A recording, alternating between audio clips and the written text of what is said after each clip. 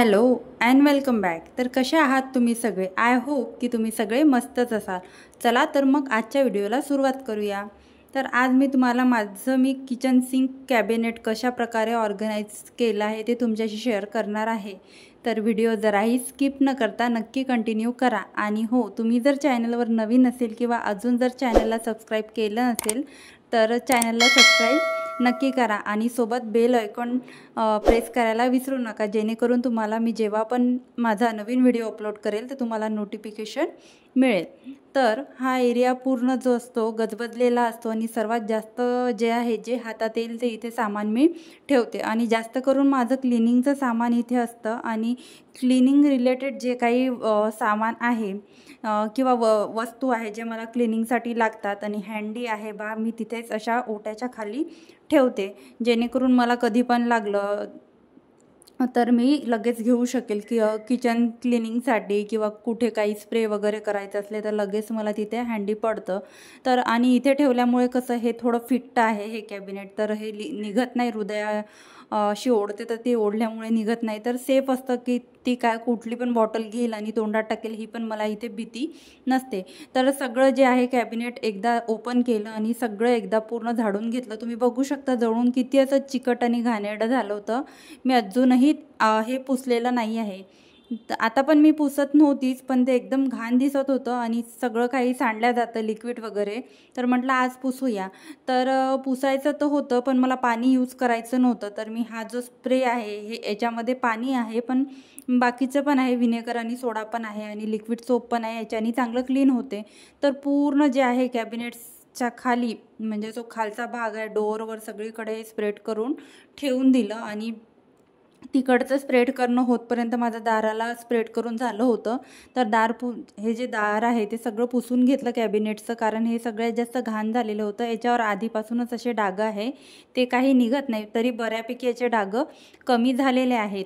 तर हे कॅबिनेट्स न पुसायचं कारण असं, आता तिथे 6 महिन्याआधी पेस्ट कंट्रोल केलं होतं आणि असं म्हटलं जाते की पेस्ट कंट्रोल जर केल्यावर आपण नेहमी हा भाग पुसत आलो तर तिची औषध जी लावलेली असते ते सगळे निघून जातात, ते केमिकल लावलेले. तर त्याच्यामुळे मी पुसत नव्हती. पण आता 7 ते 8 महिने झाले, 9 महिने झाले आहे मला इथे येऊन.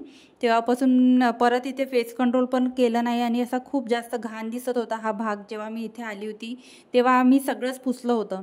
मागे मी एकदा तुम्हाला किचन ट्रॉली जेव्हा मी डीप क्लिनिंगचा व्हिडिओ दाखवला तेव्हा पण तुम्हाला सांगितलं होतं की मी खालचे फ्लोअर पुसत नाही, कारण त्याचा जो असा वास असतो, उग्र वास, स्मेल त्या पूर्ण कॅबिनेट्समध्ये असतो आणि आपण जर पुसून घेतलं तर ते औषध थोडे निघाल्यासारखे वाटते.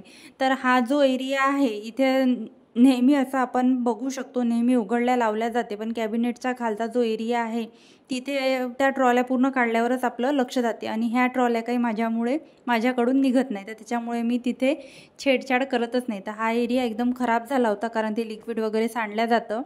तर नेहमी यूज झाल्यामुळे फार असं घाणेरडं दिसत होतं. तर ते सगळं मी एकदा त्याच सोल्युशननी पुसलं आणि थोडं फिनाईल टाकून दिलं, जेणेकरून फिनाईलचा वास त्या कॅबिनेट्समध्ये राहील. तर ही जी बास्केट आहे या बास्केटमध्ये सगळे जे माझे पाऊचेस आहे, हँडवॉशचं पाऊच आहे आणि लिक्विड सोपचे 2 पाऊच आहे. मी एकदा जर लिक्विड सोप आणून ठेवलं तर मला 4-5 महिने आरामात जातं, मोठं पॅक असतं त्याच्यामुळे. तर आधीचंच माझं संपायचं आहे आणि मी आता या महिन्याचा जेव्हा किराणा भरला तेव्हा दुसरा पण पॅक बोलवलं. त्याचप्रकारे हँडवॉशचं मोठं पॅक मी बोलवून ठेवते आणि जसं लागलं तसं काढत असते. आणि ह्याच बास्केटमध्ये रांगोळ्या असते, पांढरी रांगोळी आणि कलरची रांगोळीसाठी अजून तर काही माझ्याकडे डब्बा नाही आहे.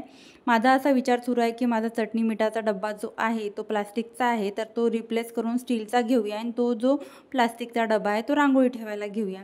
तर अशा बास्केट जर असल्या तर काय होते, आपलं सामान तर ऑर्गनाईज राहतेच, परत आपल्याला काही घ्यायचं असलं तर आपण बास्केट ओढून त्यामधलं सामान घेऊ शकतो.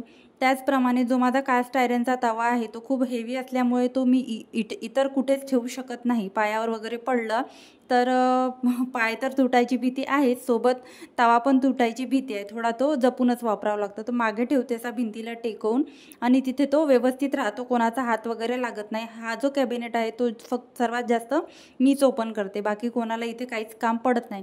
त्याचप्रकारे इथे सगळे जे पॉलिथिन आहे, भाज्या वगैरे, फळं वगैरे जे काही घरामध्ये येतं, हृदयाचा खाऊ वगैरे, त्या सगळ्या पॉलिथिन मी एका पॉलिथिनमध्ये अशा सगळ्या घड्या करून ठेवून देते, जेणेकरून ते व्यवस्थित दिसेल आणि तो एरिया जास्त क्लटर्ड दिसणार नाही. कारण पॉलिथिनमुळेच सर्वात जास्त मेस होऊन जाते आणि चांगलं दिसत नाही आणि असं एकदम फुग्गा एवढं सगळ्या पॉलिथिन होऊन जाते. माझं असंच व्हायचं. तर मी आता हे ट्रिक यूज करणं सुरू केली तेव्हापासून मला थोडं हे ऑर्गनाईज दिसते. त्याचबरोबर आता हृदय मला हेल्प करत आहे. सगळ्या बॉटलचे झाकणं काढून तिने आधी सर्व फेकून दिले आणि तिने सगळे आणून पण दिले. तर आधी मी ही बास्केट ठेवत नव्हती, आता मी ही जी छोटी बास्केट आहे ती पण काढली आहे. ह्या मला हळदी कुंकाला आपण वाणाला वगैरे जातो तेव्हाच भेटलेल्या आहे, मी काही विकत वगैरे आणल्या नाही. तर असा विचार केला, म्हणजे मला तिथे मी मिक्सर ठेवते, मिक्सर ठेवल्यावर मला एक एक बॉटल सरकवून तो तावा जर मागचा काढायचा असला तर एक एक बॉटल सरकावं लागतं, तो मिक्सर काढावं लागतं. आता तसं होणार नाही. आता ते पूर्ण जे आहे स्प्रे बॉटल मी त्या ऑर्गनायझरमध्ये ठेवलं आहे. मी टोपली जरी अशी सरकवली ती बास्केट तरी माझं सगळं जे आहे भेटून जाईल. तुम्ही बघू शकता एकासोबत सगळं सरकल्या जातं.